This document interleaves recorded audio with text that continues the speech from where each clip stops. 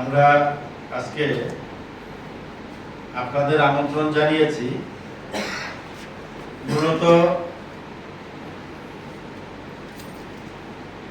23শে June থেকে 6ই জুলাই এই সময়টা প্রতি বছর ভারত কেশরী ডক্টর শ্যামা প্রসাদ মুখার্জির জন্মদিন এবং বলিদান দিবস, এই দুটো সময়ের মধ্যে 15 দিন, এই 15 দিন সময় এই পক্ষকাল ব্যাপী সারা ভারতবর্ষে বিভিন্ন ধরনের কার্যক্রম অনুষ্ঠিত হয় ডক্টর শ্যামা প্রসাদ মুখার্জিকে স্মরণ করে। আমরা জানি ডক্টর শ্যামা প্রসাদ মুখার্জি ভারতীয় জনতা পার্টির জনক। আজকে ডক্টর শ্যামা প্রসাদ মুখার্জির বলিদান দিবস। সেই বলিদান দিবসে সারা রাজ্যে বুথ ভিত্তিক সমস্ত জায়গাতে ওনাকে স্মরণ করা হয়েছে এবং এই যে পক্ষকালব্যাপী অনুষ্ঠান কার্যক্রম, সেই কার্যক্রমগুলো কি কি হবে তার একটা রূপরেখা আমরা আপনাদের সামনে তুলে ধরব।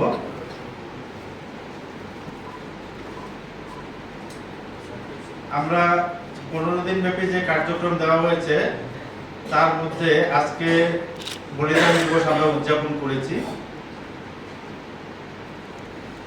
25শে জুন আমরা কালো দিবস হিসেবে পালন করি। এই দিনটাতে সারা ভারতবর্ষে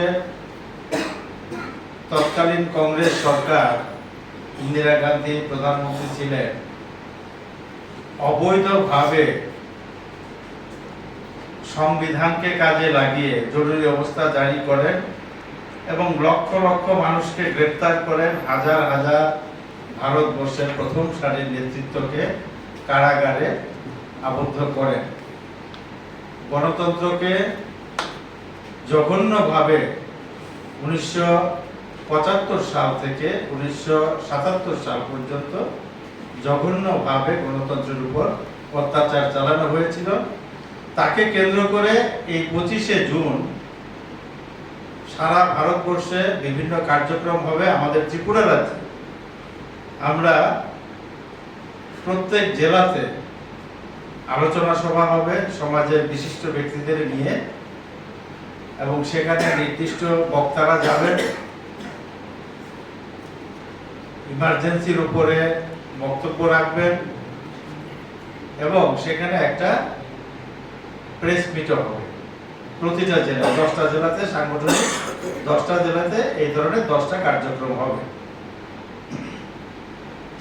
এই ইমার্জেন্সি যে প্রোগ্রামটা, এই প্রোগ্রামটার মধ্যে যাদের উপর দায়িত্ব দেওয়া হয়েছে তারা আছেন, আমি আছি Shri Tapar Bhattacharya, Shri M.K. Nath state joint treasurer, doctor Ashok Sinha state vice president এবং doctor Jawaharlal Saha intellectual cell convener. এটা হচ্ছে একটা কার্যক্রম।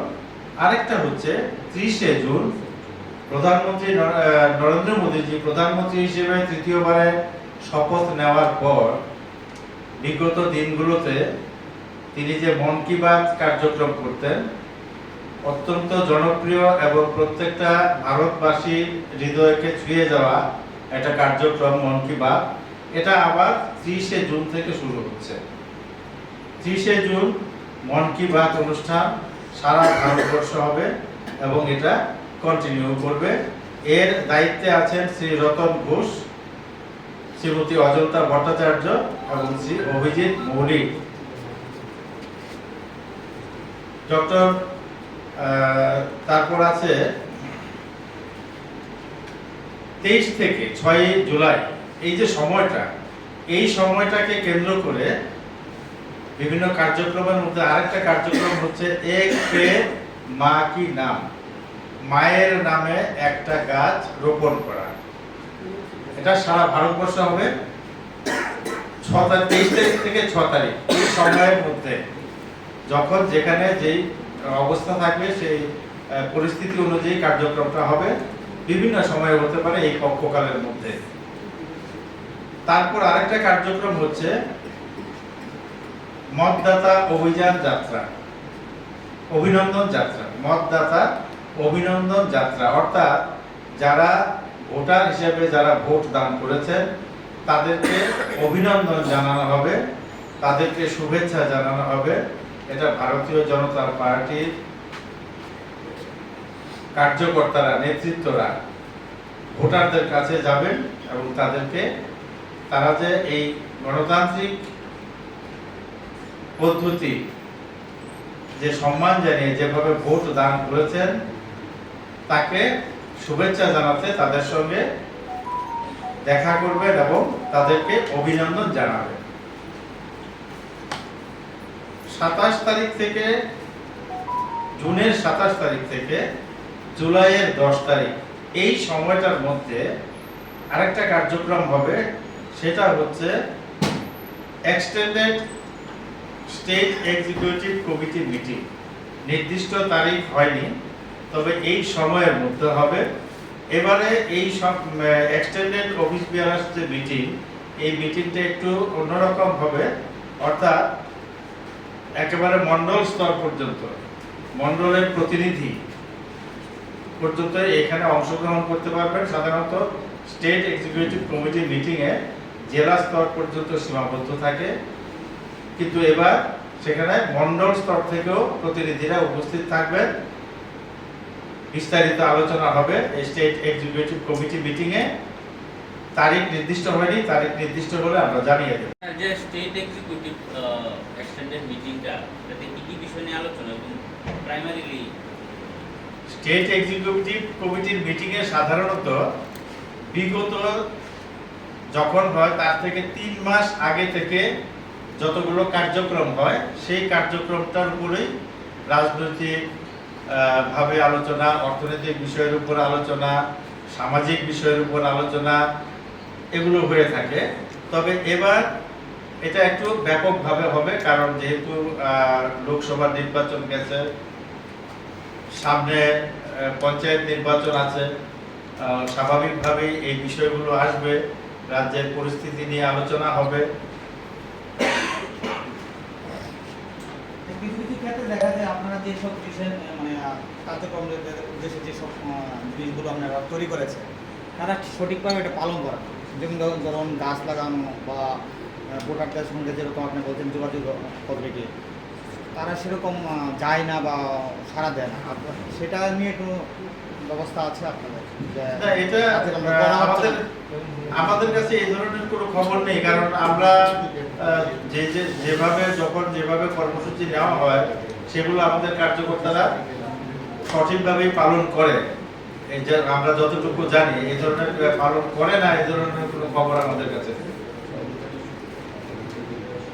আর কোনো প্রশ্ন থাকলে সবাইকে ধন্যবাদ।